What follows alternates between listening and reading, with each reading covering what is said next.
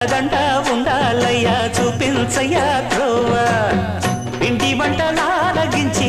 తొండమెత్తి దీవిల్చయ్యా తండ్రి వలె ఆదరించి తోడు నీడ అందిల్చయ్యా ఓ